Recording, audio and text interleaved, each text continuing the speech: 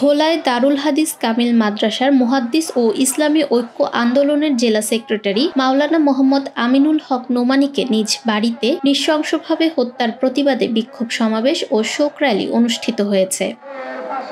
সোমবার দুপুরে শহরের হাটখোলা জামে মসজিদ থেকে শুরু হয়ে কালীনাথ রায়ের বাজারে এসে র্যালিটি শেষ হয়। স্থানীয় আলেম উলামা, শিক্ষার্থী ও সাধারণ মুসল্লিরা এতে অংশ নেন।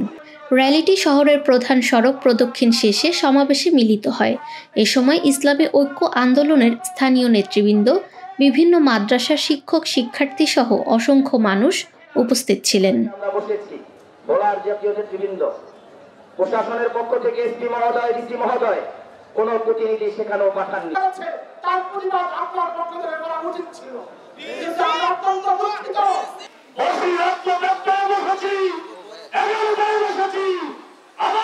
কেউ অন্য দল, আজকে আমরা অন্য দল না, আজকে আমরা এক।